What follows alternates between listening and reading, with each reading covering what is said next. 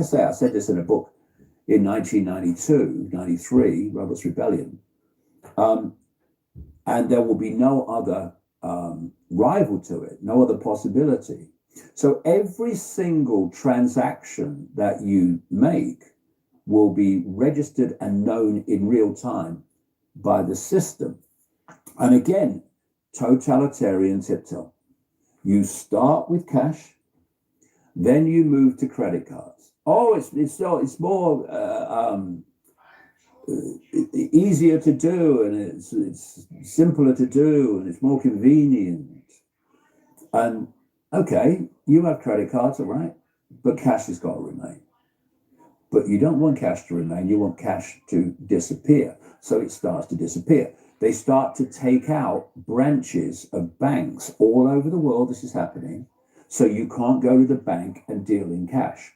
They're taking out ATMs all over the world, so you can't get cash. It's a war on cash. Now, what happened, because COVID just keeps on giving, when it started out, it was announced through the World Health Organization, if you remember, very early on, you could get COVID from money, right?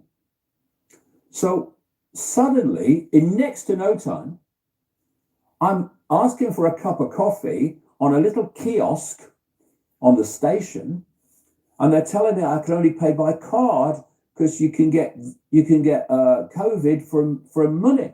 And all that was to, and it's massively happened so much faster as a result, is to get rid of the use of cash. I was in a supermarket once on the Isle of Wight, Brian, and I wanted to pay cash. And so the guy lifts this little kind of receptacle thing with a handle on it, the checkout guy, and he says, put your money in there, right? I said, well, what's that all about? I knew what it was all about. What's all that about? Oh, it's COVID. You can get it off cash, right? And there were some members of staff there behind him. And I said, so you can get COVID off money, right? Oh, yeah. Right, paper money, yeah. So why are you selling newspapers, right? Silence. And you notice how the newspapers emphasized at that time, I was watching it very closely, you can get COVID from money, but you can't get it from newspapers. Well, can you explain why that is? No, I'm not going to explain why. I'm just telling you. Because we want to get rid of cash, because our masters want to get rid of cash, but we don't want you to stop buying a newspaper, right? It's insane. The world's insane. It's a madhouse. And once you realize it's a madhouse, it all makes sense. It's when you think you're trying to work out why things are happening and why things have some level of sense about them. That's when you get your nook cooked. When you realize it's a madhouse run by lunatics and psychopaths, then everything falls into place and you can see what's going on.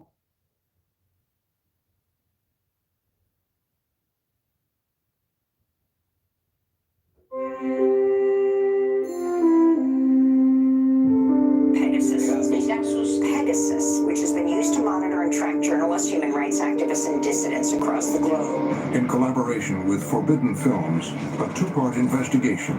We immediately realized that this story would be huge. ESO was established with the ambition to make the world a safer place. Into powerful spyware. It's a military weapon used against civilians. This is extremely serious for democracies. Used around the world. There is no control over how countries use it, and they have been using it in the worst way you could imagine. Now on Frontline, part 1 of Global Spyware Scandal, Exposing Pegasus.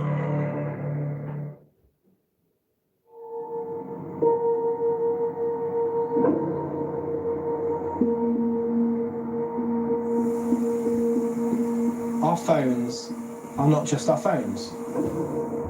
We call them phones, but they're not phones, they're computers. And they're like extensions of our body. They're with us all of the time. And if they are turned into a surveillance device, I don't think it's an exaggeration to say this was something that even George Orwell in 1984 couldn't imagine.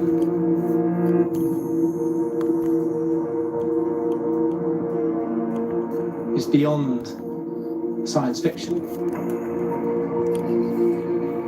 va se faire un brief.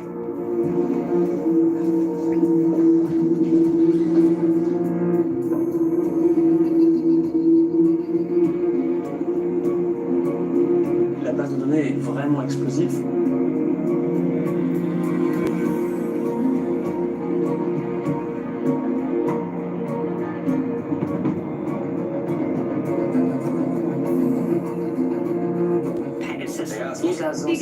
Pegasus. This technology is so far ahead of government regulation and even of public understanding of what's happening out there.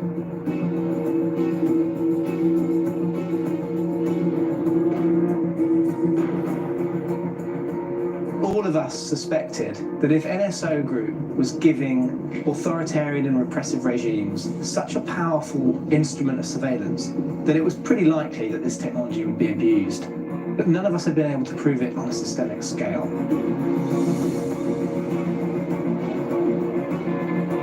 De acuerdo con la pesquisa recabada por The Washington Post, The Guardian, Le Monde y otros medios, A joint investigation by 17 news outlets confirmed Activists, lawyers, and journalists are reportedly among those who've been targeted by the phone spyware. Phone numbers belonging to some big-name politicians. 国家元首、皇室成员、中央要人和部分记者的手机。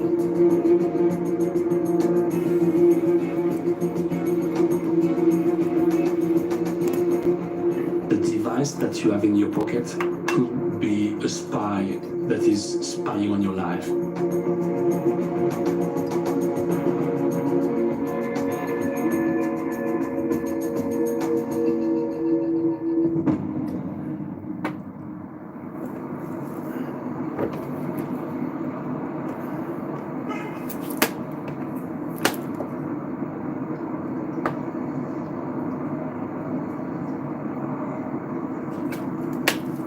Là, il faudrait qu'on éteigne tous nos téléphones portables et on les met tous dans la pièce à côté. Si vous pouvez aussi éteindre totalement vos ordinateurs.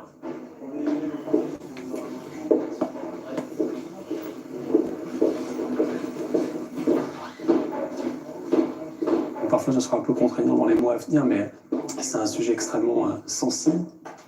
On a une énorme fuite, un énorme leak. Il y a des numéros, il n'y a pas de nom.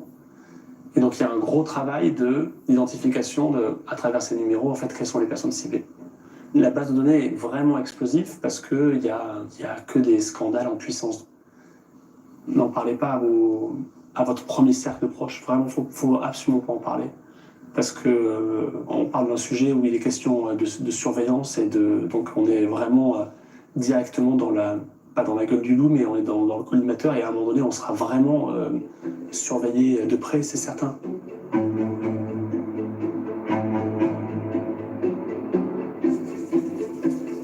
The list doesn't have any names. You have phone numbers, area country code, some timestamps as well. And it's a list that is about 50,000 phone numbers from 2016 to 2020. We can't explain where the list is coming from. We can't, of course, reveal who is our source. Officially, the Pegasus spyware is not working on any +1 US phone numbers. It's not possible. The numbers, they are mostly in 10 countries, and most of these governments are known to be clients of NSO Group who make Pegasus.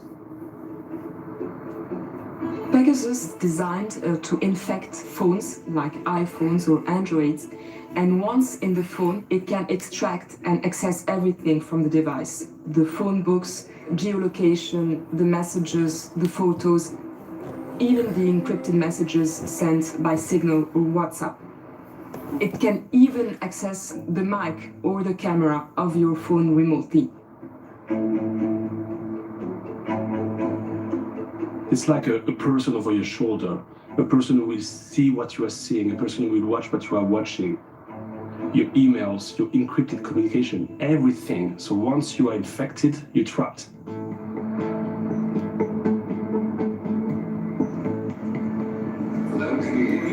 I can hear you, I don't see you. Hello, Paul. Hi, Dana. Hi, Dana. Good on you.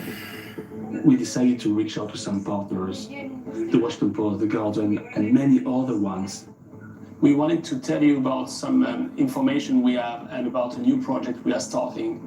We had no names attached to the numbers. We needed more journalists. We needed reporters on the ground who could reach out to some victims. We need people with tech expertise. We still have to identify numbers. Many of them actually haven't been identified yet, so we need your help on this. The moment they mentioned the numbers of phone numbers that they had, the quantity of phone numbers, tens of thousands, I mean, my jaw just hit the floor. There is a lot that concern India. Some people in Mexico, Information about Hungary. Azerbaijan and Kazakhstan. If Forbidden Stories have got data that can identify not just who the customers of NSO are, but potentially point in the direction of who the targets are as well, this is a game changer. This could be transformative in terms of our understanding of the whole cyber surveillance industry. I specialize in national security reporting, so surveillance is part of my beat, so to speak. You could see patterns starting to emerge, and you could almost like touch, okay, that might be a story. You know, here's something that's happening in Azerbaijan. That might be a story. Okay, I see what the Moroccan story might be. It's like watching a photo emerge in a dark room. Okay, we can all go to that. That's on Frontline PBS, and there are other pages as well. I just want to start that off. You heard Ike in the beginning, who was once labeled a racist, far from it, and he's been in England. Why is he not dead? I couldn't tell you. It's sad to even think of such a thing as to the hereto of somebody being dead because of their opinion or their views on something. I just felt like I would share that. I hope that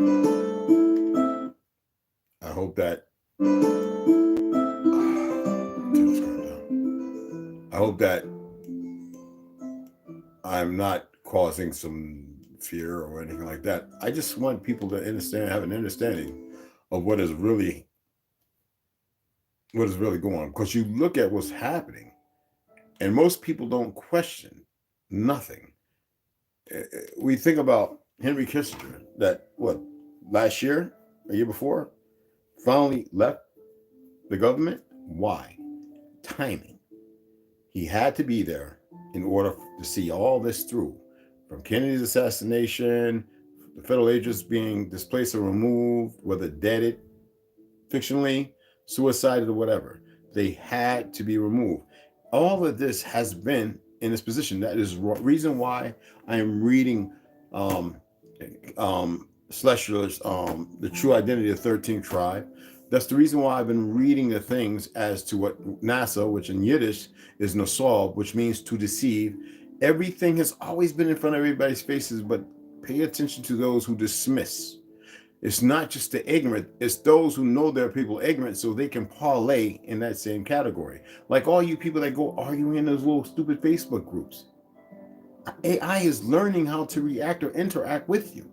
There are times when you see pictures and you see a whole post with family and everything. Some of your friends on there that didn't request or unknowingly, unwittingly subscribe, and even videos, and it's all fictional.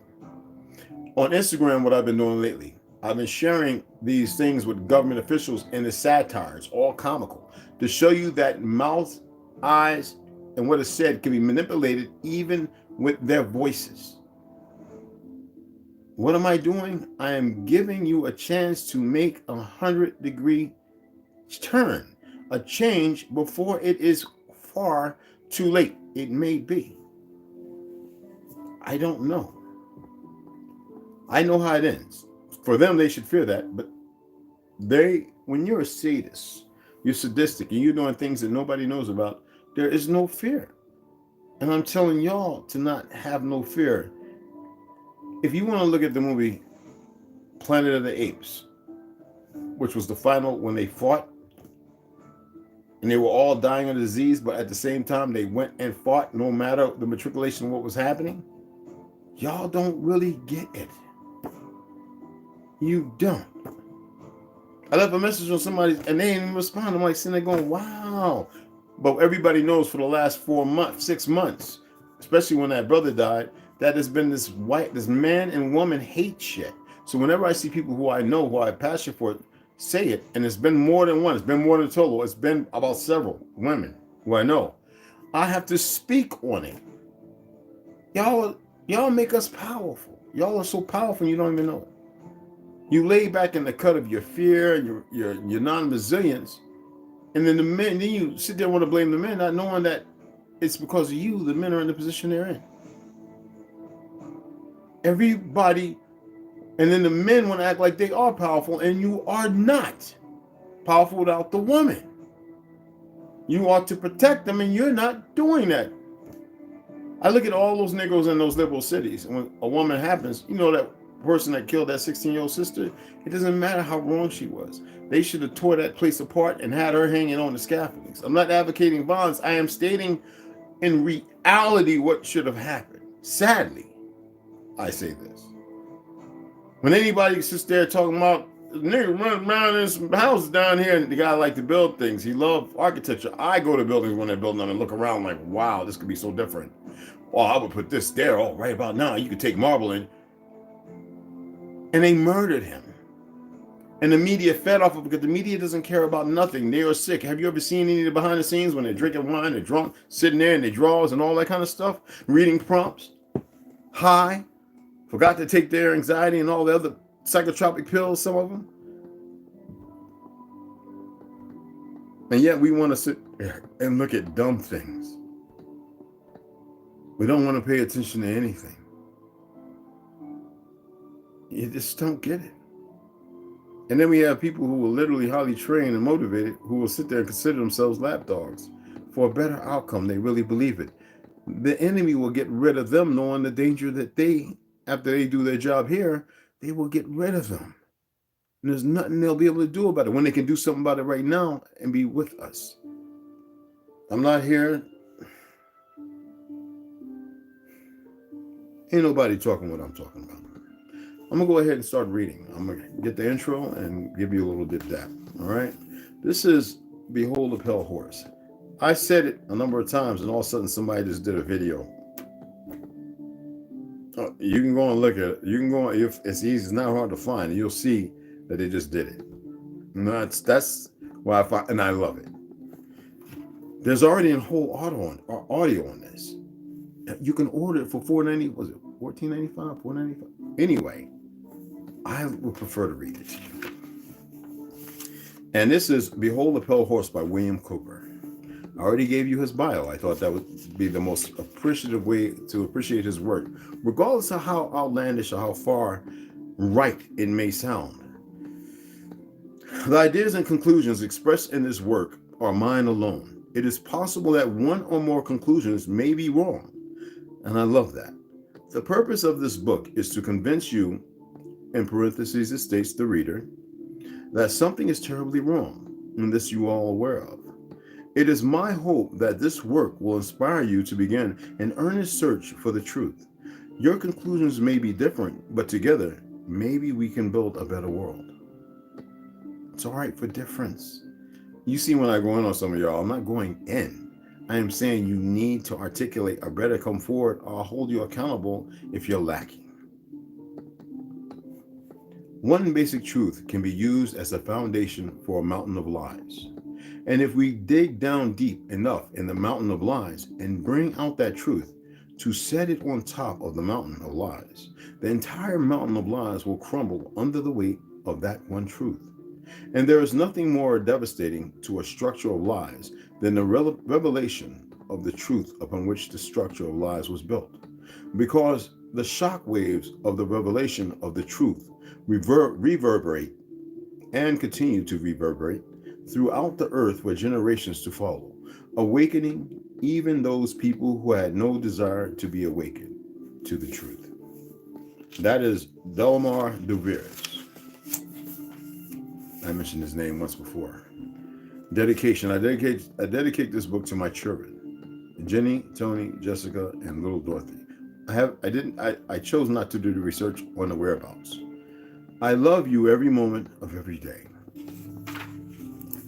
I have this loathing fear when I research certain individuals. What may have transpired with their family? Nothing may have. I don't want to give it energy as I may be doing right now. So let's go into introduction. Some time ago, I had the opportunity to meet William Cooper and his wife Annie. It was part of my job to verify whether this man did indeed speak the truth or was just another person seeking fame and fortune, a quack. What I found was a rugged bulldog, a driven individual who was kind, thoughtful, and tender-hearted. He was truly concerned about you and your welfare. Bill knew that people were badly informed by a society that spoon-feeds you deception until there is no distinction between fiction and reality. He sees what many others in plural, see happening, and he is not afraid to do something about it. There are many who do not want you to know what Bill has to say. They have tried many times to stop him from saying it. The scars on his face and the loss of his leg are his badges of sincerity on your behalf. Y'all didn't know that, did you? No one becomes popular by telling people the truth. History records what happened to the true prophets of the past. However, some have listened to their warnings and were not caught off guard. Others have put their heads in the sand and refused to listen. I have a whole denomination of people where I grew up at who have become ostracists, who have ostracized themselves. Bill has it together and has put it together for you so you can also be one of the informed of the world. A well-informed person can make the right decision, and William Cooper has my vote of approval because I cared enough to find out who the man is. Now is your opportunity. Barbara Ann.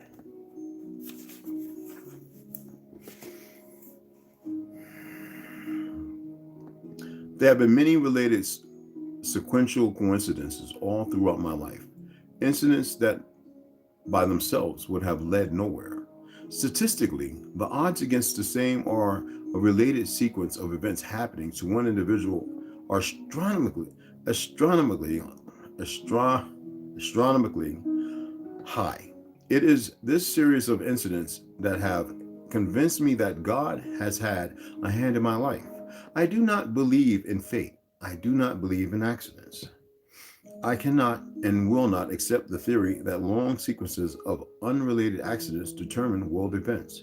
It is inconceivable that those with power and wealth would not band together with a common bond, a common interest, and a long-range plan to decide and direct the future of the world. For those with the resources to do otherwise would be totally irresponsible. I know that I would be the first to organize a conspiracy to control the outcome of the future if I were such a person, and a conspiracy did not yet exist.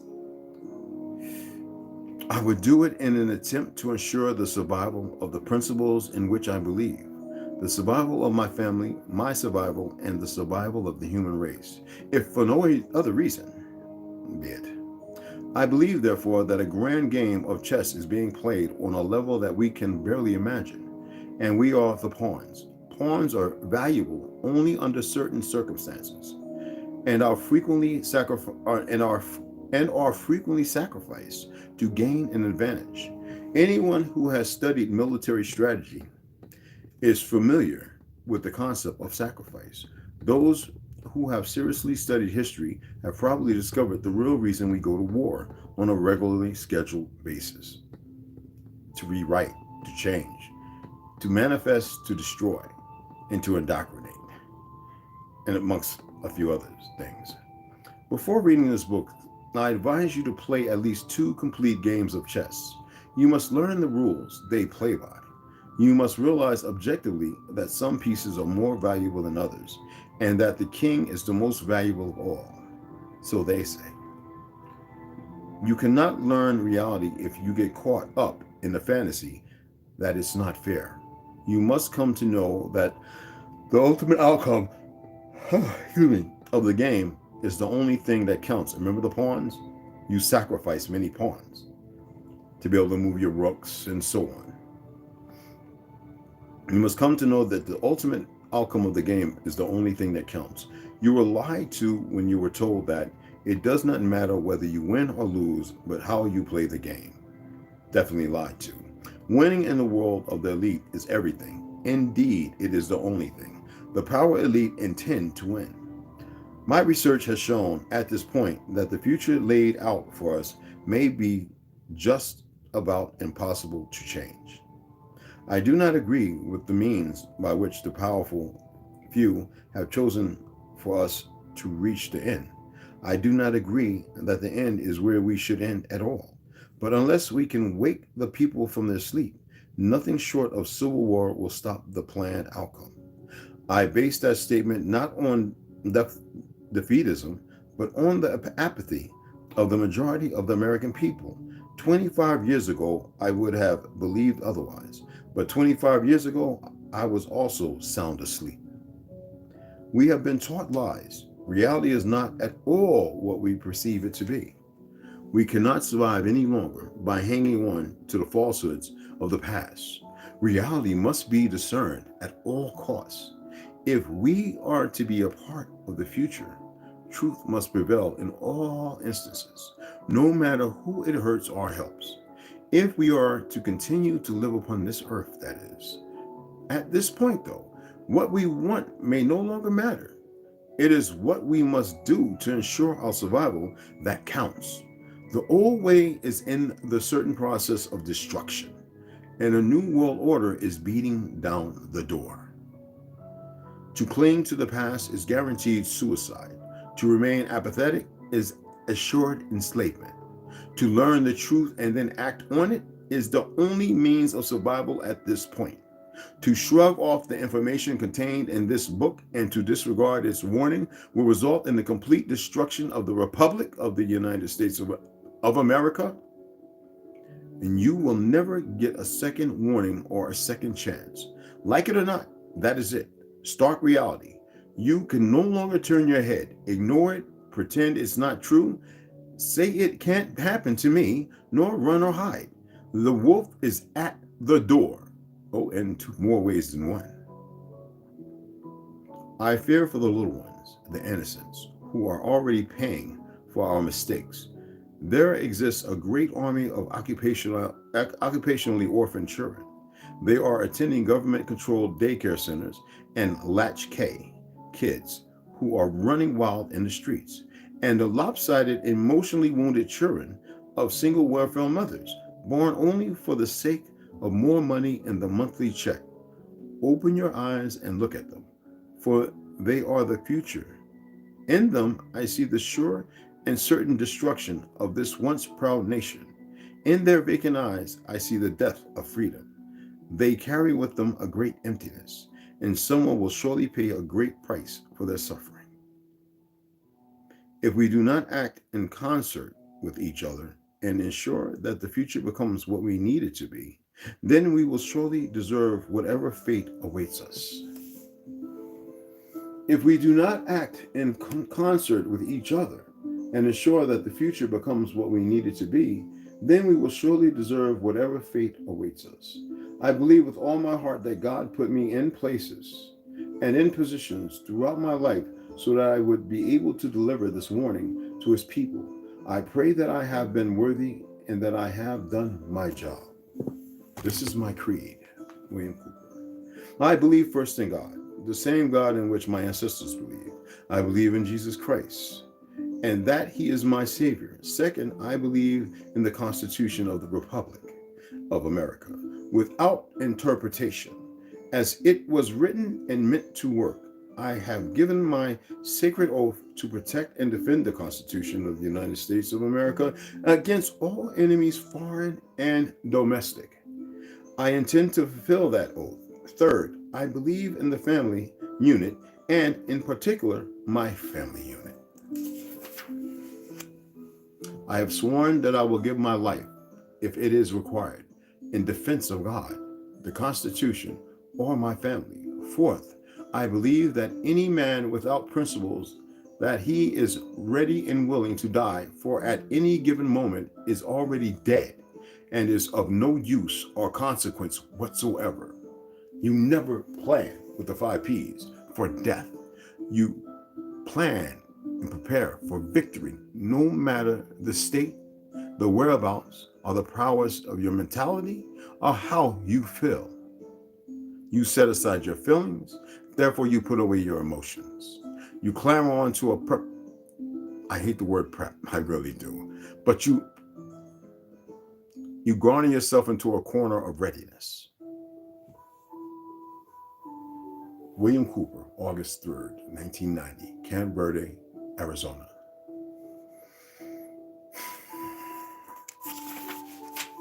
I'm not here to lament about God or his Jesus or anything. Many of us have different beliefs. I believe in creation. I believe it's poignant. I believe there's a diversion and an obstacle and something very obsolete to the known. I know the end. I will always say that. Yet, it doesn't have to be that way. William Cooper, Ford, Behold a Pale Horse. The one thing that I find most difficult is to write about myself. It is hard to understand why some people thirst for knowledge about me. It was never my intention to be anyone's hero. I am certainly no great example on which to base one's life. I consider myself a very average, normal kind of guy. I have some pretty good points. I have some human failings. I am proud of some of my achievements, and there are things that I wish I had not done. Isn't that true with all of us? I am not perfect, and I am not sure that I ever want to be. But it is certain that I do not belong on anyone's pedestal. I am a man with a message, and the message will be accepted by only a few. To those few who will understand, I am your brother. Maybe we can change the future for the better. William Moore, in his disinformation publication entitled Focus, said that I am a fundamentalist preacher. 20 years ago, that would have been a compliment, but today it implies sleaziness. That is why he said it. That is why he said it. Okay, there we go. I am not and have never been any kind of preacher. I am not starting a church. I am not developing a religion. I do not belong to any organizations. I do not have an entourage. There is no cult. And I am not a cult leader. No one camps out around my house. He would be here if they did. People have called radio talk, but he was solid. People have called radio talk shows claiming to have firsthand knowledge that I am a notorious radical right-wing extremist. Others have said they have proved that I belong to a white racist organization. Someone said that they found my name on a list of Communist Party members. A man in Los Angeles, always the same voice, calls when I am on radio, claiming that I am an alcoholic. The truth is, most of my close friends and acquaintances consider themselves to be liberal Democrats. My only political stance is constitutional. My wife is Chinese. That rules out the racist propaganda. I fought the communists in Vietnam, a veteran. I will fight them again if necessary, but only on United States soil. I used to drink a lot of alcohol in my younger days. As I became older, the booze dwindled to a trickle. Now I do not drink much at all. Most of my friends have never seen me take a drink. Annie and I are fond of using wine in our cooking. The lies, no doubt, will continue. For the purpose of keeping everything in perspective, let's all understand that attempts to assassinate my character will continue and, in all probability, will become worse. Rather than let that get in the way, I want you to believe everything bad that you ever hear about me. Makes sense.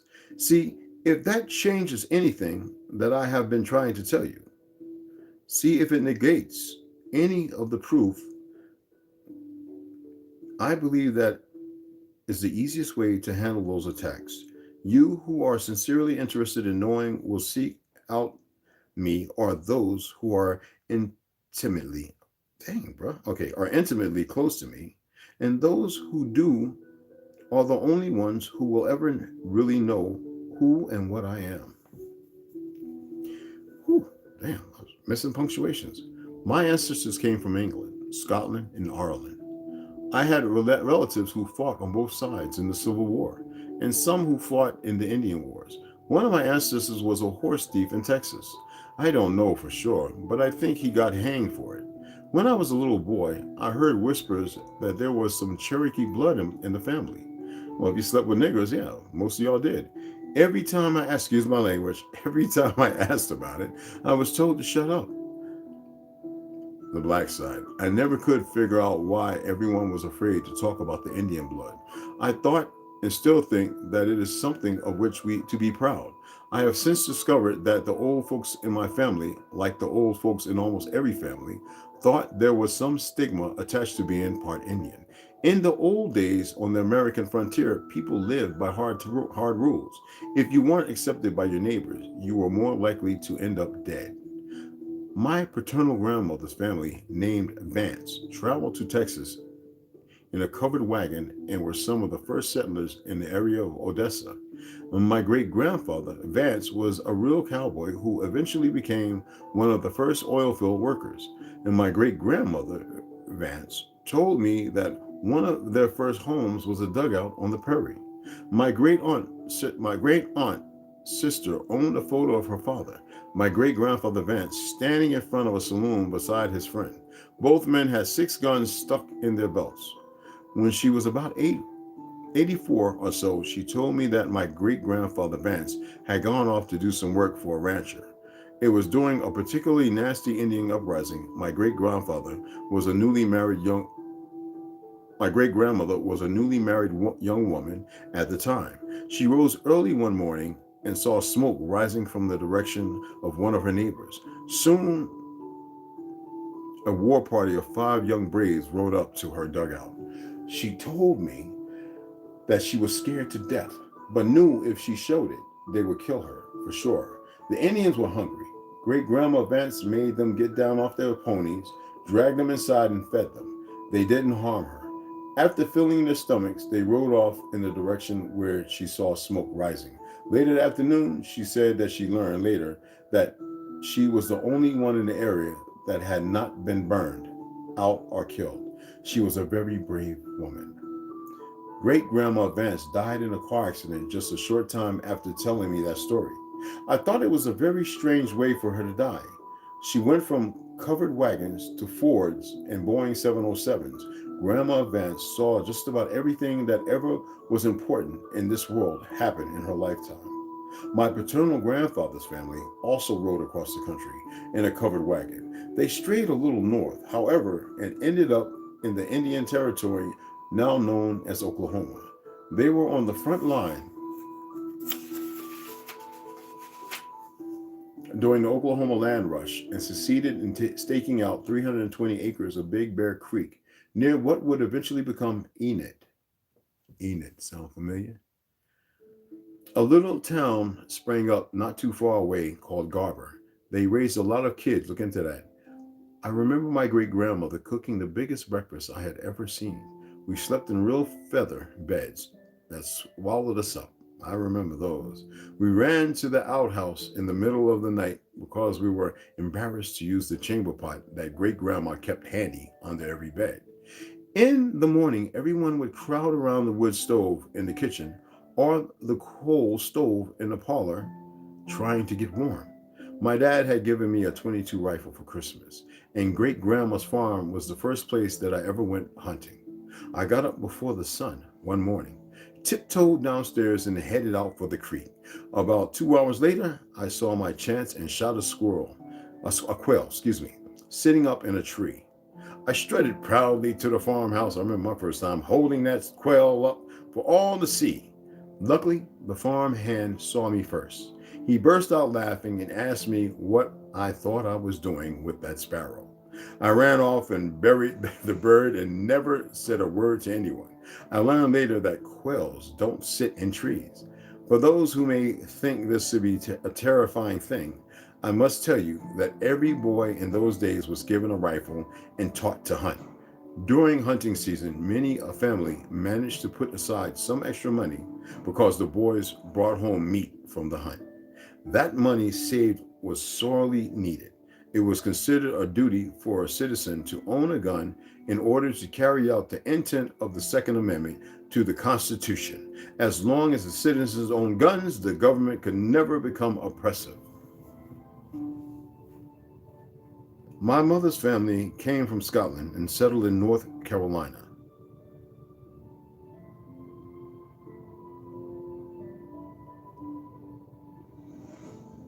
They were hardworking and thrifty folk. Most of them were poor. I never knew much more about my mother's family. I don't even remember anyone talking much about them. I know that my grandfather, Nellie Woodside, look that name up, that's a nigga's name anyway, was forced to give up some of her children when her husband died. There was not enough money to feed all the kids. My mother was one of those chosen to live in a children's home until things got better. No one ever talked about my mother's father. When I asked about my grandfather, I was told Red was no good. And you just mind your own business. I got the feeling that nobody liked him. He died before I entered this world. I was born May 6, 1943. Oh, excuse me, I knew that. I was reared up in a military family. My father is a United States Air Force Lieutenant Colonel, retired, Milton V. Cooper. He prefers to be called Jack, the nickname given to him by the family. When he was a boy, Dad began his Air Force career as a young cadet flying biplanes and retired as a commander pilot with thousands of hours to his credit. I have a picture of him.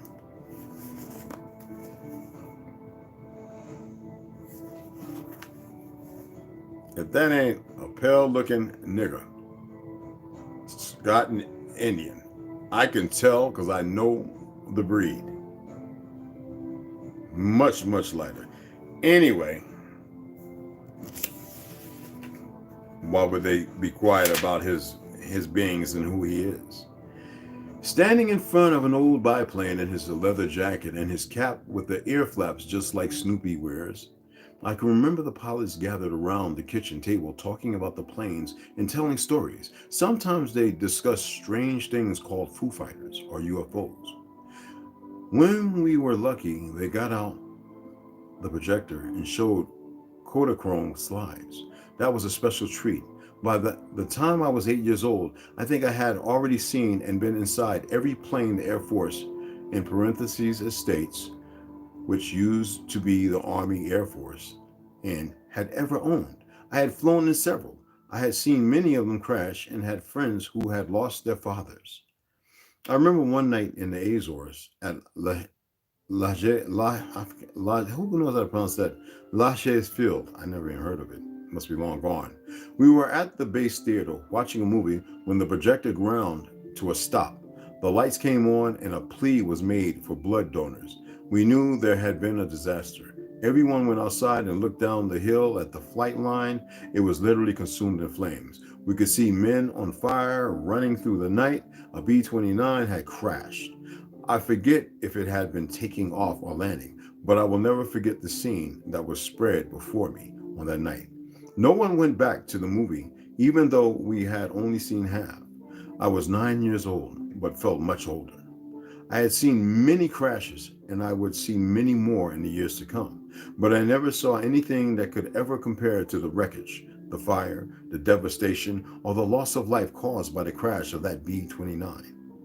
We left the Azores a year later. As we climbed into the sky, I looked out the plane window. I could still see pieces of the wreckage where it had been pushed away from the runways. It was that incident that gave me an appreciation of the dangers that my dad faced on a daily basis.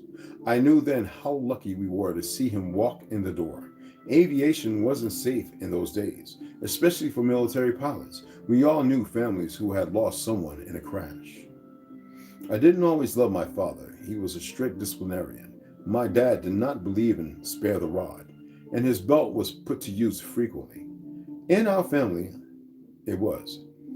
I was a very sensitive but willful child. Rules didn't mean much to me until I got caught breaking them, to which we can all attest to probably.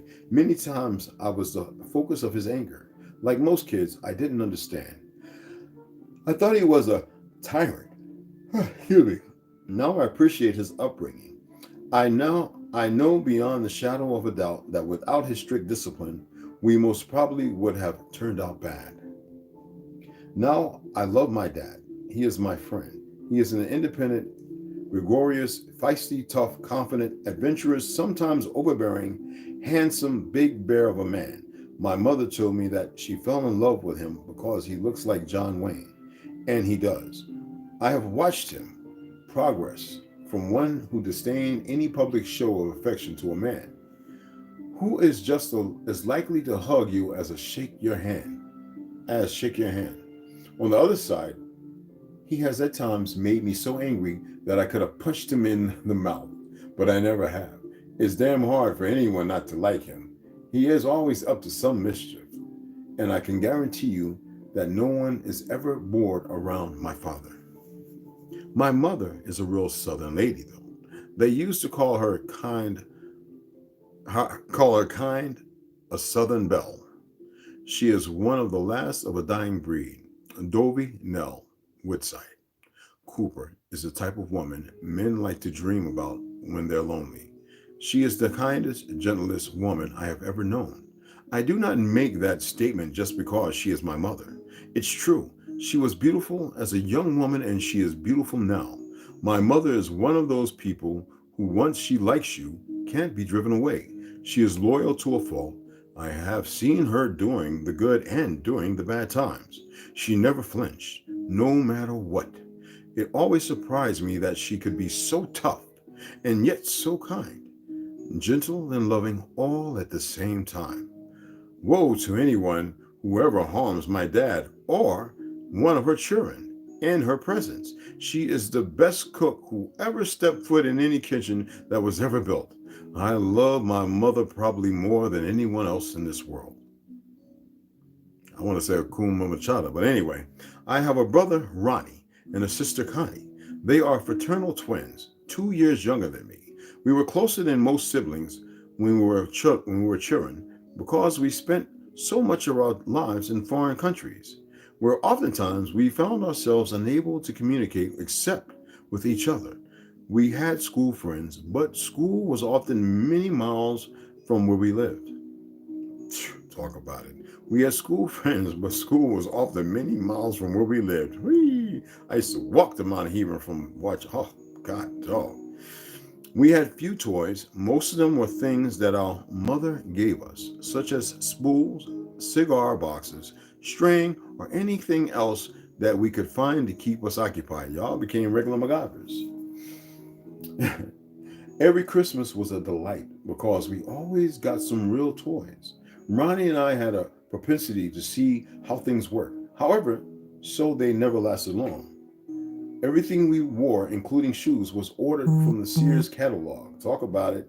It was the wish book, and we never tired of looking through it. And that building, Sears, was Tartarian. Just like JCPenney and all that down in New York.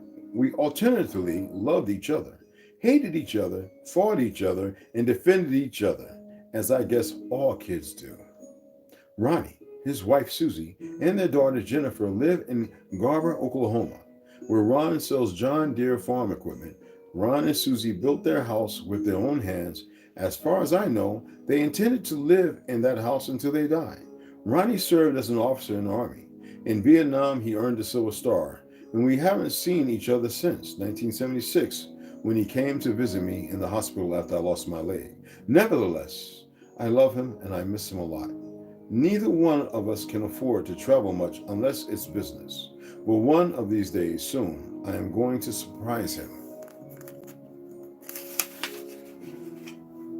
with a visit.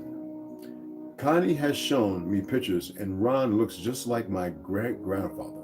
Almost every picture I've seen shows Ron in chaps, a Stetson boots, and either near or on a horse.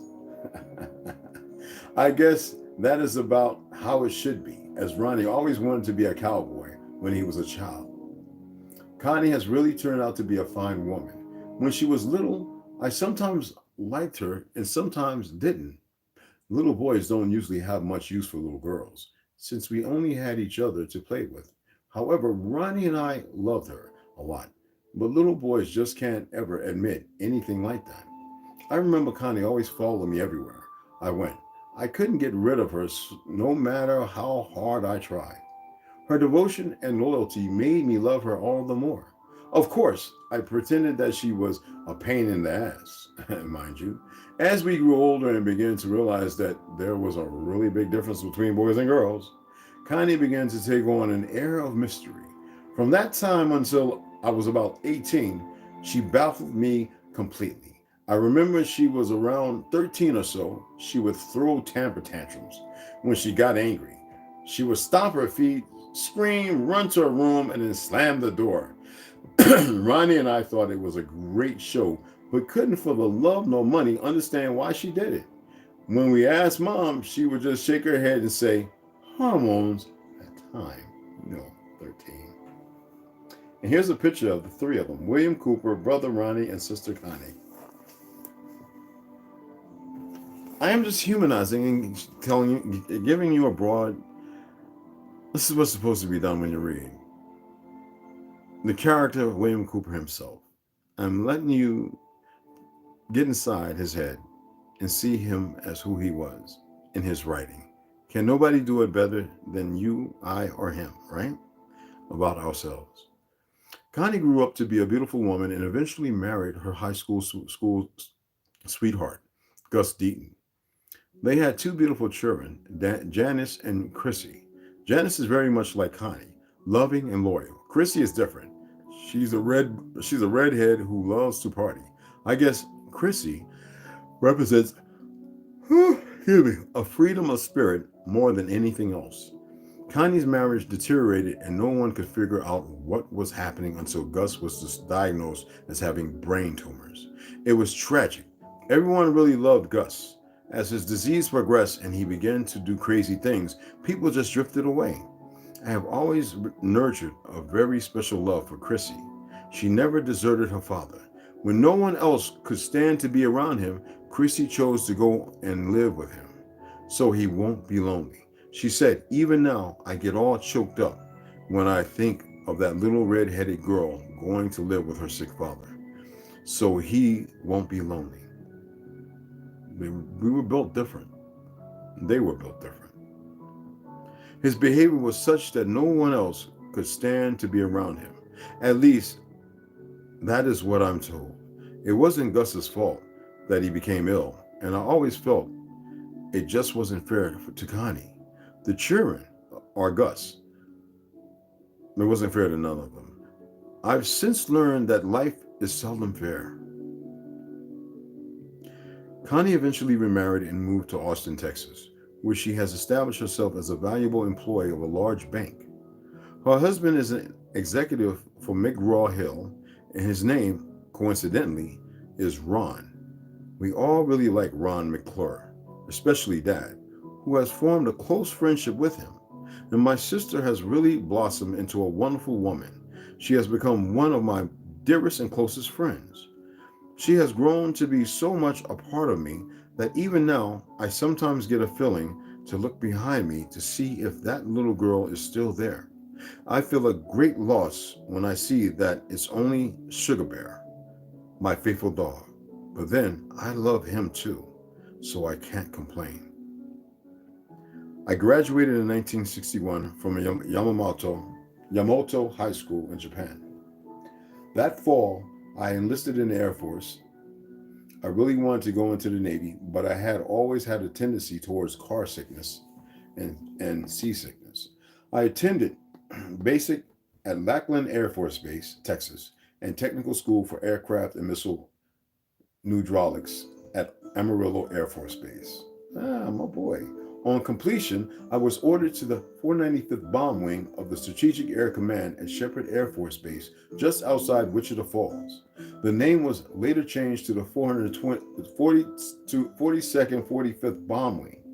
Don't ask me why. In just a short time, I had gone from a skinny kid who didn't know much about anything, even though I thought I did, to an airman who had a secret security clearance and worked on B-52 bombers. KC-135 refueling aircraft, and Minuteman missiles. I saw real atomic bombs. I worked around them on a daily basis. Because of that, I had to wear a dosimeter. I have one right there, a different civilian one, just in case I was exposed. And it's green. I mean, it's safe. It's normal.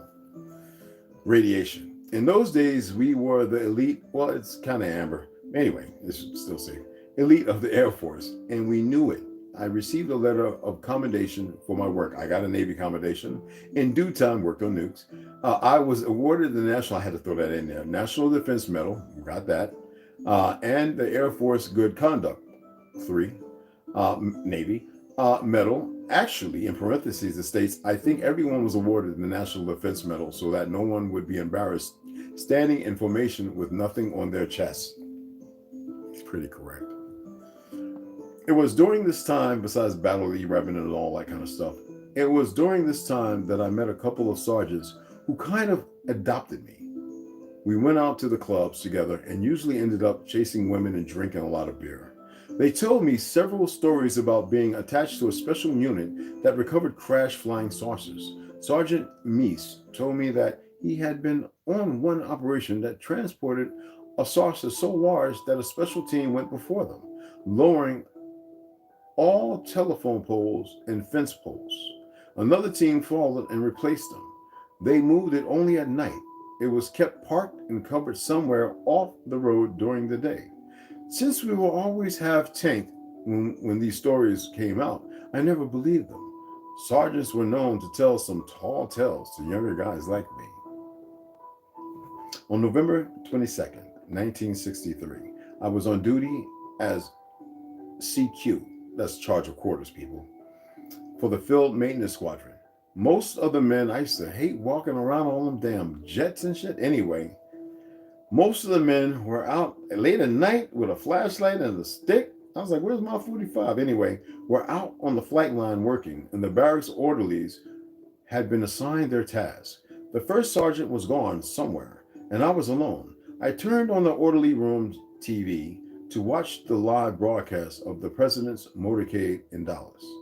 You should have knew that when I said 63. I was not prepared for what I saw. I stared in disbelief as the events unfurled in front of my eyes. I knew that something had happened, but what? I had seen and heard the assassination, but my mind was not accepting it. I kept staring at the set to discover what it was that had happened, when slowly the realization crept over me. A numbness spread up my arms and legs. I saw what had happened. The hair stood up on the back of my neck and a chill went down my spine. President Kennedy had been shot right in front of my eyes. At that point, huge tears began to stream down my face. Waves of emotion rushed through my body.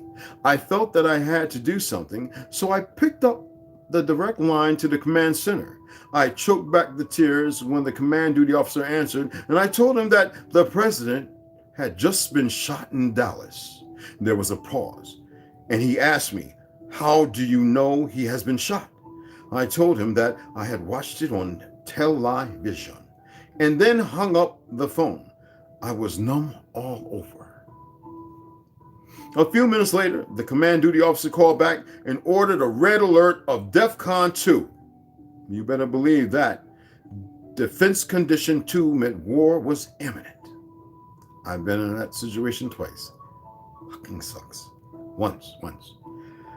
The roar of jet engines could already be heard as the alert twice. Desert storm, people. Crews taxied their planes toward the runway, and I was scared shitless as I ran from barracks to barracks, routing out all the night shift and those who had the day off. We had been told that we had about 15 minutes to launch all our planes before the first atomic bomb would hit us in the event that the Russians launched an attack. I didn't even look up the orderly room. Didn't even lock up, the orderly room. I just jumped in the first car I saw, rode to the SAC compound, and reported to my red alert duty station for the next 3 days. I slept under the belly of a B-52 bomber, staring at the Armageddon that hid just inside the bombs. Closed bay doors. We thought the shit had finally hit the fan. It was a great relief when the alert was ended. I left the Air Force with an honorable discharge in 1965, a year before I was born. In December of this is what I'm told. In December of that same year, I joined the Navy. I had always loved the ocean. I had wanted to be a sailor since I was a little boy. Seasick or not, I made up my mind to follow my dream. I was sent to the Naval Training Center in San Diego. You chump. Should have went to Great Mistakes, punk. For boot camp. Because of my prior Air Force experience, I was made the recruit chief company commander. I was allowed to keep my same rank and pay grade. We had a good bunch of guys in my company, and we had a great company commander, Chief Campbell. I had Petty Officer Stedman and he was ex-Navy. I was told he had half a foot. Anyway, regardless of that, a chief electrician's mate. He turned the company over to me, and the chief was a good man. He was only interested in teaching us what we needed to know and in keeping us out of trouble. Unlike most boot camp instructors, Chief Campbell had no axe to grind and wasn't trying to prove anything to himself or anyone else. He was truly our friend. During boot camp, I volunteered for submarines. And it states in parentheses, my sense of adventure was very strong. And I was accepted. And on completion of basic training, I was ordered to the USS TRU, SS-416. Take a look at the picture of it. Google it. At the submarine base at Pearl Harbor, Hawaii, Spitfire and damnation. No one could possibly be that lucky. I couldn't believe my eyes when I read my orders. Here I was, fulfilling my dream of being in the Navy. I got exactly what I asked for the first time that I asked for it, which usually doesn't happen, people, which was extremely rare in any branch of the military, in military service. And to top it all off, I was being sent to Hawaii. Man, that is beautiful. The land of tropical paradise. I was in seventh heaven, perverted by the pale skin. I landed in Hawaii with no time to play and took a cab directly to the sub base. My submarine was nowhere to be found. I kept asking people until I found someone who told me that my boat, subs are called boats in the Navy, people, and they are, was not at the sub base, but in dry dock in the Pearl Harbor Naval Shipyard. I held another cab. The cab driver dropped me off at the head of a pier that looked like it had never been cleaned up after the Japanese bombed Pearl Harbor. It was covered with what appeared to be hoses, huge electrical cables, and rusting metal in every conceivable size and shape that you can imagine. The air was rank with the smell of diesel, welding fumes, paint, and steel. It was being changed or overhauled. Whatever was going on, it was happening.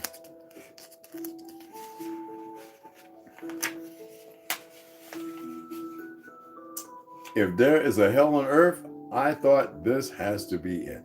I walked up to the pier, over the edge, and looked down into the dry dock, and there, stripped of all dignity, lying naked and cut cleanly in half, was my boat, the USS TRU. Men were scrambling all over it. They looked like ants swarming over a dead grasshopper. Brilliant flashes of light, brighter than the sun, drove sparks high into the air and then down in a beautiful flow to the bottom of the dock. I couldn't believe my eyes. Someone actually expected me to go out to sea, then underwater in what appeared to be a motley collection of cut-up rusting metal scavenged from some satanic junkyard, stuck together by demons with welding torches. My luck had just run out. I know what he's looking at. Woo, it's funny. I reported to the barracks barge moored in the water on the other side of the pier and was given a hammock for when I had the duty. Then I was sent to the sub-base barracks where I was assigned a rack and a locker. I wanted to go into Honolulu, but quickly discovered non-quals did not rate liberty. It was getting worse. Non-quals means you don't have no... I was aviation ordnance, man. He didn't have a rank. The next few months were spent sanding, painting, lifting, and learning the boat. The men of the crew, except for the chief cook, were great. The chief cook was drunk every minute of the day and night. He didn't like me, so I didn't get much to eat. His dislike stemmed from my first morning when I walked into the galley and watched as the other crew members ordered their breakfast. When there was an opening, I stepped up and asked for eggs over easy. That's when the chief hit the overhead and vowed that I would never eat a meal in his mess decks. He wasn't kidding either. The only time after that morning that I got anything to eat out of that galley was when the chief cook was ashore. To this day, I still don't know what I did wrong. I could have gone to the captain, but if I had done that, I might as well have put in for a transfer. And at the same time, it wasn't long, though, before I was able to locate where he hid his booze. I made his life miserable from that moment on. I won't tell you what I laced his vodka with, but it wasn't anything you'd ever want to drink. Believe me, I kept that chief so sick that he was transferred off the boat for medical reasons. I didn't want to hurt him, but it was either get rid of him or starve to death. I made up my mind that chief or no chief, I wasn't going to go to sea on a boat that wouldn't feed me. I didn't relish going to sea with a drunk chief in charge of closing the main induction valve when the boat made a dive. When a submarine goes underwater, certain valves must be closed or the boat will flood with water and everyone would drown. The main induction is the most important of those valves. It was the cook's duty to close it because the valve was in the galley on board the USS TRU. I made two specially close friends while on the TRU, a black seaman named Lincoln Loving, and an American Indian seaman we called Geronimo. The three of us were inseparable. Lincoln was best man at my first marriage of the three, and Geronimo was the most experienced seaman, so he taught Lincoln and me. He knew everything there was to know about the boat, rope, paint, and a whole lot of other things that a man had to know to survive in the Navy. I knew the most about getting along in the military, so I taught Geronimo and Lincoln. Now, you look at the year and the time. You heard something about the children, the schools, boarding. Let me get my legs comfortable here. Orphans. This was part of a certain reset. Anywho, war predates all of that. Lincoln knew every really good spot on the island where we could have a good time, so he led the Liberty Party. Three things really stand out in my mind about the time that I spent on the TRU. The first was an incident that occurred during a test dive while we were creeping along at about 3 to 4 knots at a depth of 600 feet off the island of Oahu. Lincoln and I had just been relieved from watch and were in the after battery talking when we were knocked off our feet. We heard a loud clang forward and felt the boat lunge to port. Then we heard a sound that made our blood run cold. I could literally feel the blood drain from my face as I listened to whatever it was that we hit scrape along the starboard side of the hull. Lincoln and I froze. We held our breath as metal screeched on metal. I thought it would never end. No one moved anywhere. Finally, after what seemed a lifetime, the boat lurched and the noise disappeared aft, as if it had pierced the hull. None of us would be alive today. We never found out what it was when we returned to Pearl.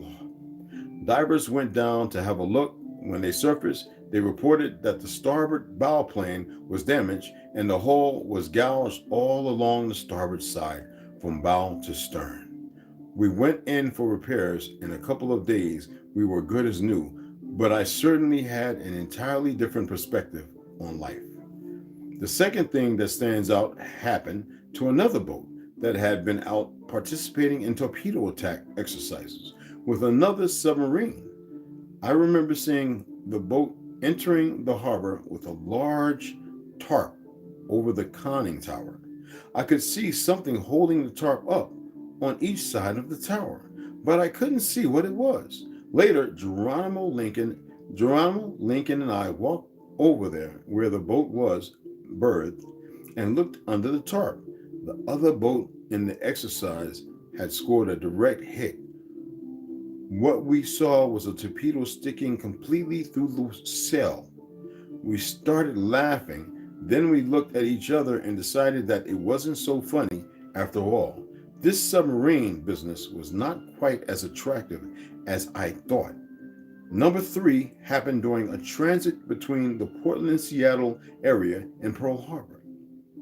Portland, Seattle area and Pearl Harbor? I was the port lookout during the afternoon watch, 1200 to 1600 hours, 2 to 4 o'clock, and Geronimo was the starboard lookout. Ensign Ball was the OOD officer on the deck, and we were doing 10 knots on the surface, and the 3 of us were on the bridge in the conning tower. It was a bright day. I'm going to finish up this paragraph, and we'll finish the rest tomorrow. But the sun was obscured by a low layer of clouds. It was cool. We had a bit of fun when someone below requested permission to put a man on deck forward to get something that was needed from the waterproof deck locker. The locker was under the deck plate all the way up on the bow near the forward torpedo room escape trunk. Geronimo and I laughed when Ensign Ball gave his approval. He really shouldn't have, because we were running a pressure wave over the bow. When we saw who it was they had sitting on deck, we roared with laughter. We looked down over the side of the cell at the deck level door just as it popped open, and Seaman Lincoln Loving stuck his head out. He didn't look happy. Lincoln reached down and put the runner in the safety track in the deck, fastened the safety belt around his waist, and grabbing the handrail, stepped out on deck. He looked up at us with that "don't you laugh at me" look that he did so well. It took him a few minutes to get up the nerve to let go of the handrail and begin to make his way forward against the wind and the pitching deck. It's messed up. Gingerly, he kept forward until he was just at the point where the pressure wave was rolling off the deck. Oh man. When the bow heaved free of the water on his cycling upswing, I could see that Lincoln was trying to time a run forward. When the bow was out of the water, he made a couple of false starts, then ran slipping on the wet deck, disappearing into the access hole for the forward torpedo room escape hatch. The bow plunged underwater, and I found myself sucking air as I imagined the cold salt water swirling around me. It wasn't me, though. It was Lincoln. I gripped the top of the sail as I waited for the bow to swing up, hoping that Lincoln wouldn't panic. What we saw next could have been a clip from one of those old Keystone Cops movies. Lincoln was flailing. Okay, hold on, excuse me, y'all. Lincoln was flailing water so hard that it looked like he had 40 arms, 40 legs. I'm an old Navy guy like me. Hold on, brother, hold on. It was flowing water so hard that it looked like he had 40 arms and 40 legs. It was only then that I realized that Lincoln had joined the Navy, but he didn't know how to swim.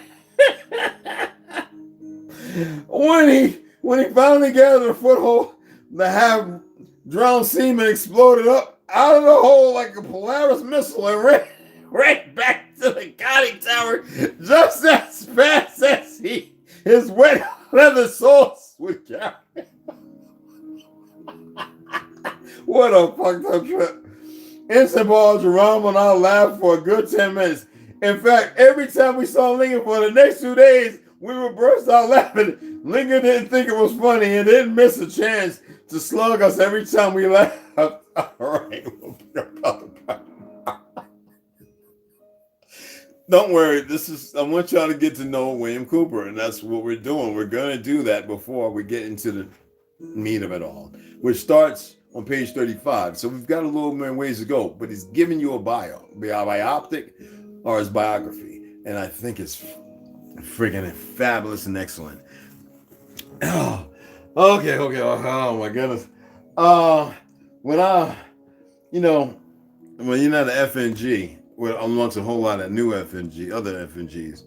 You get to parlay and do the things that were done to you. And let me tell you, man. Boy. Oh, I got stories for y'all, but that's one other time. Let me get a bookmark. And, oh, man. That's some good stuff right there, man. You know what? I got my highlighter. What's my highlighter? No, I did take it out, didn't I? I'm a mark in this book because I really, really like it. I don't like the marking books, but I'm going to mark on this one with a pencil. Oh, I want to remember that. I'm going to put an asterisk by this and a smiley face. I know I'm retarded. And we'll pick up again with Lincoln tomorrow.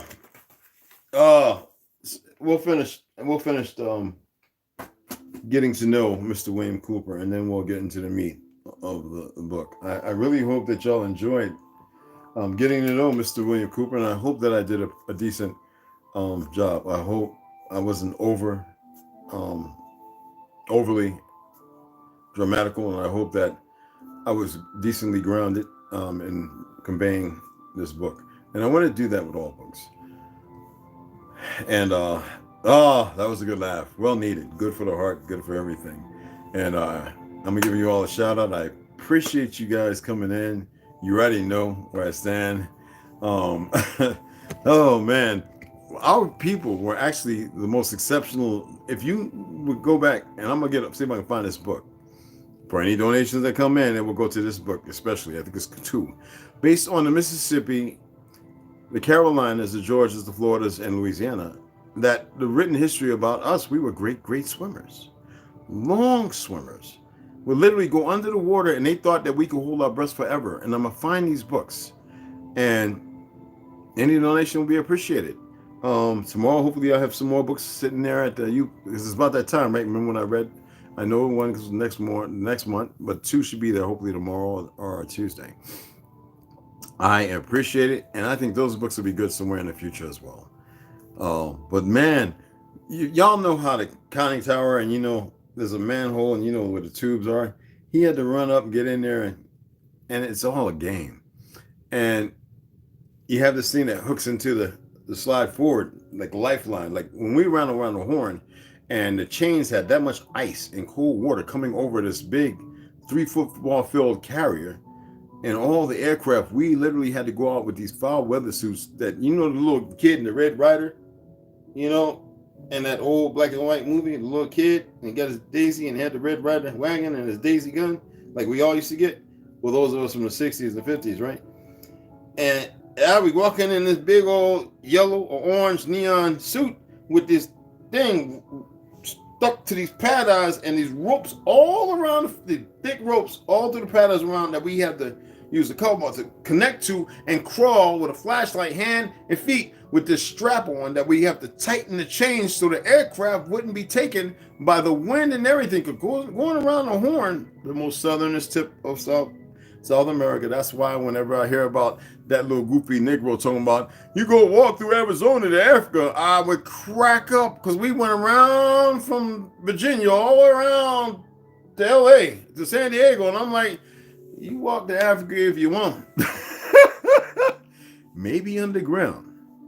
Anywho, regardless of all that foolishness, and I would be out there for like an hour and a half, damn near freezing, sopping ass wet, with these 2 connecting, crawling around the whole damn flight deck with 2 other people, and hopefully we don't get washed away. Oh, I got laid down in the water, splashing and hitting the side of jets, and flashlights with pulling on the rope because everything's hooked up. I know up in that tower, because when I went up there, and I'm standing there watching the other guys on a plaque, and we were up there laughing our ass off, so I know they was laughing at me too. It's just what happened. It's just part of it. Everybody has to do it. I don't care how dark it was. We're talking about a carrier. 3 footballs, a little more than 3 football fields long.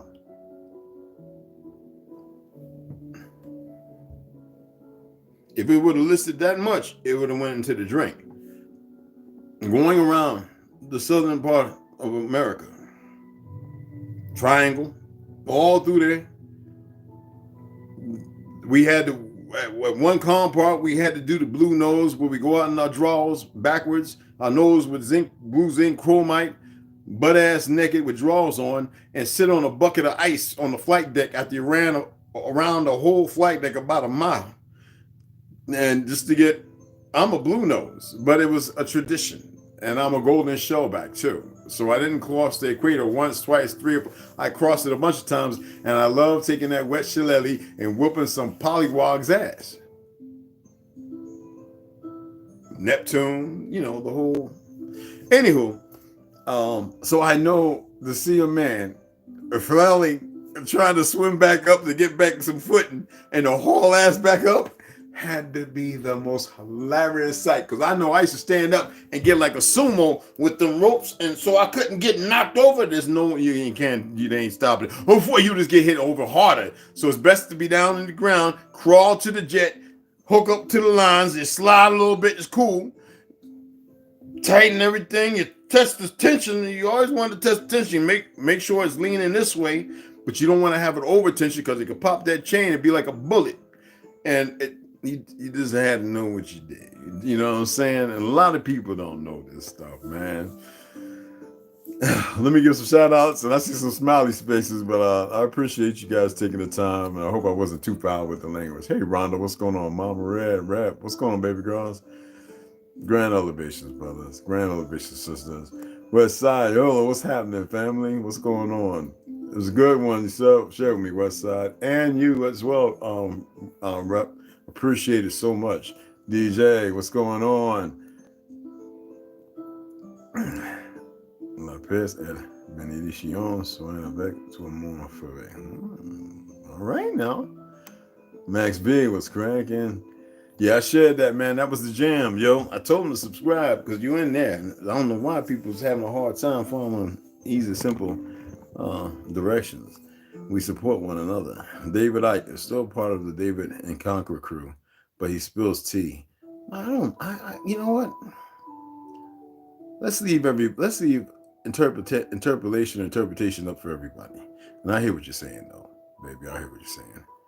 It's on Facebook, and yet I get notified I've been added. Yeah, right. Me too. To like 4. I just put a block where you can't add me to nothing. I had to. I'm in granddaughter's mom's group, but that's about close. Okay. Yeah, they are. Newscasters are. Well, whether they is or aren't doesn't matter. They're all part of the problem. That's we look at the surface. Forget the surface. Forget who's what and whatever they is, because you're giving them energy. Just know that they're liars. Learn to sense and hear, which is part of sense, to feel and see a liar. That's it. No matter what they are. I wouldn't care if they had a tail. You know? DJ. I think that's description on my SoundCloud page that I never joined. Wow. Wow. Check that out. It's one earlier on. Correction.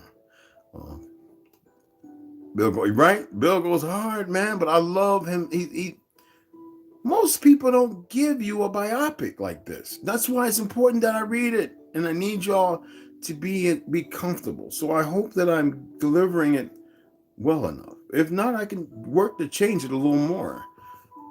I am like that personal with our man.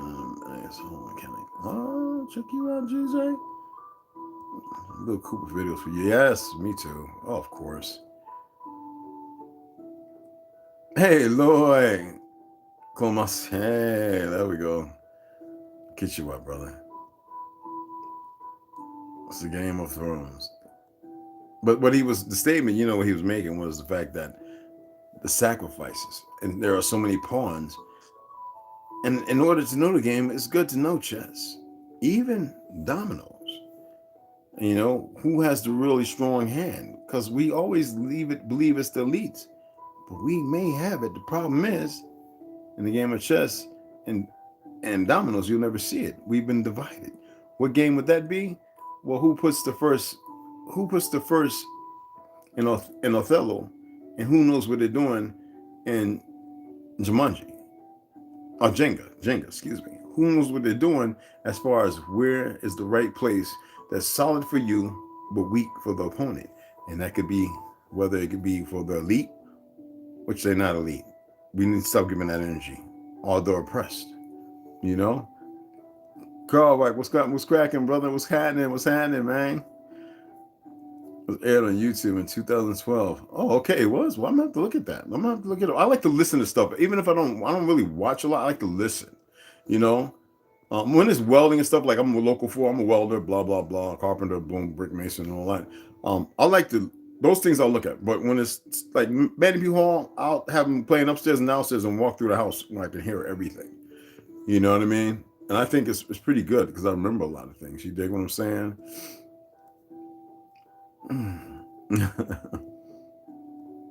Indian, Negro, black, Indian, black.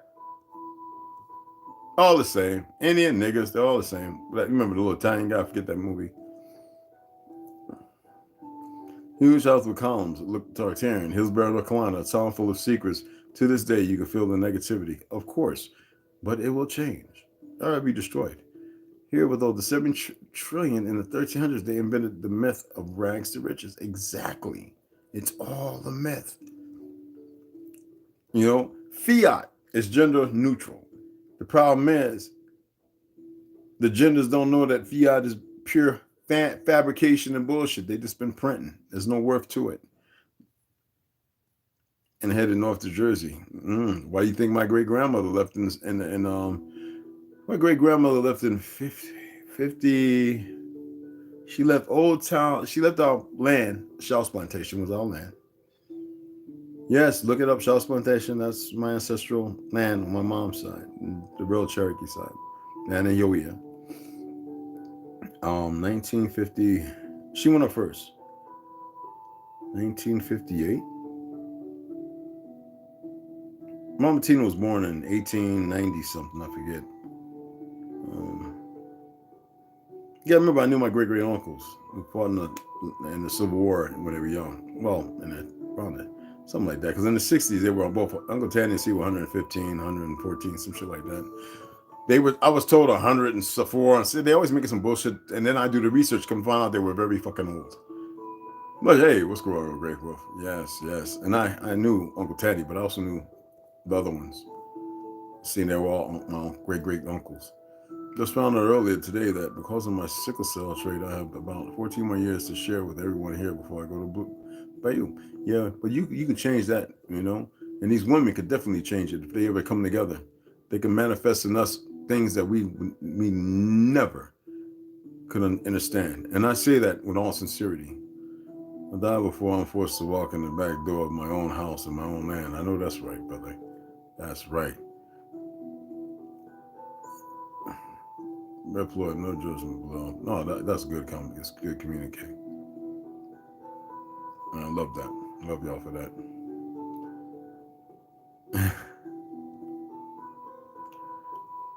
Yeah, we them old engines. Them old engines that mitigated being born up north. Man, I can't stand it. USS, oh, thank you, Rep, for putting it there. So you guys check it out.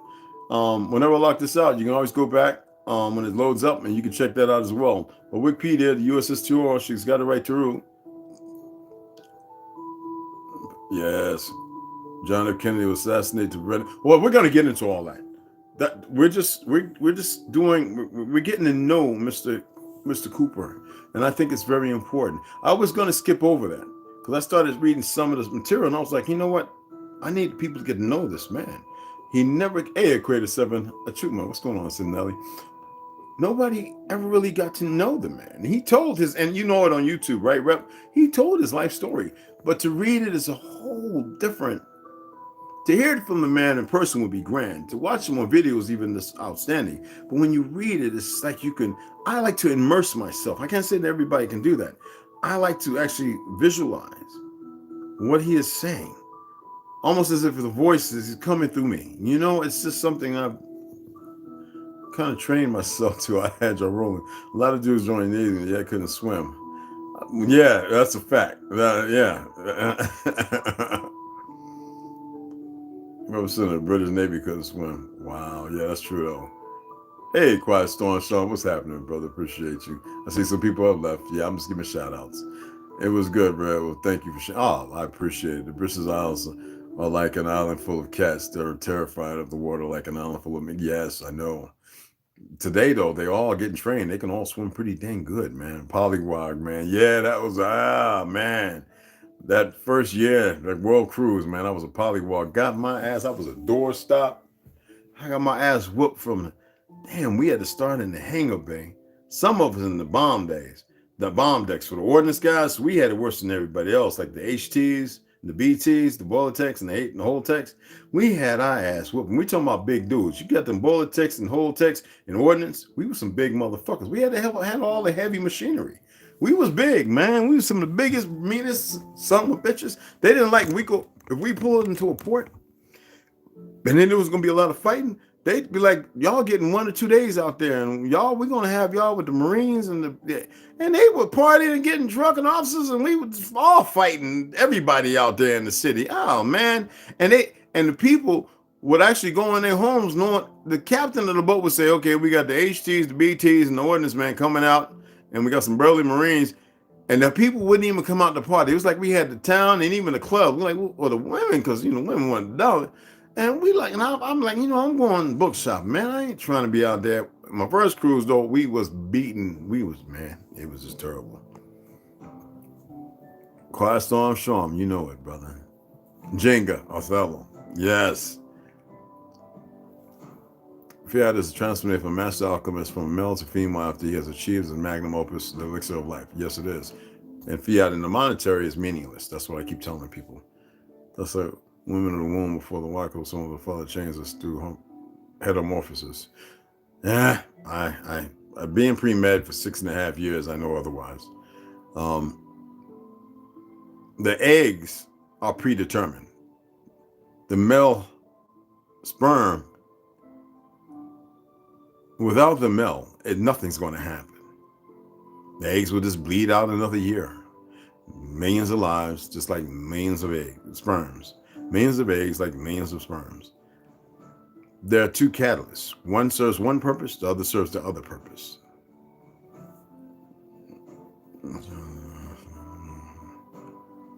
Share message from beyond. I hear you.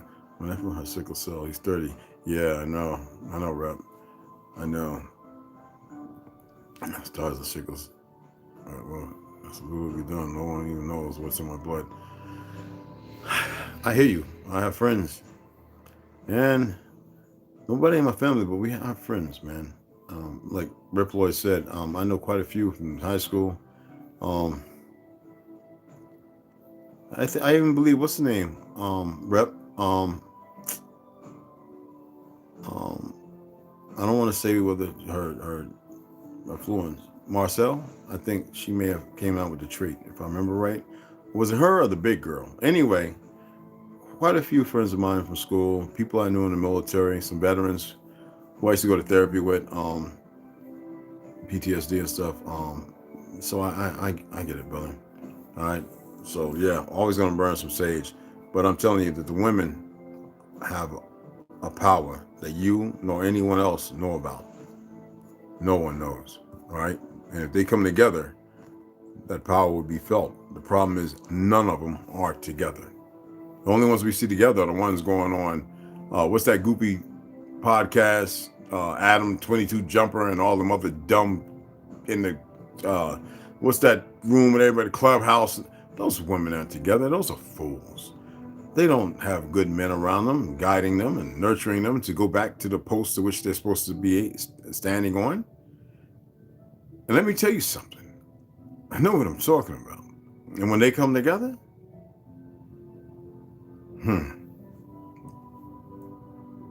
if they start talking as one and not afraid, not worried about the drama, no fake dancing around in some damn church. The women need to come together, and the moment you hear a foolish woman spew, what is the word? What do you do with your 16-year-old daughter that wants to keep running out to date? What do you do to her? I forget the word. After all that damn training. You must cut them loose. So the moment you hear a sister who sound like she about, let's get together, and they want to grab control, you get rid of them. It's the people who say, what and how do we do this? Because see, right now with that green light, that's the reason why I showed Pegasus.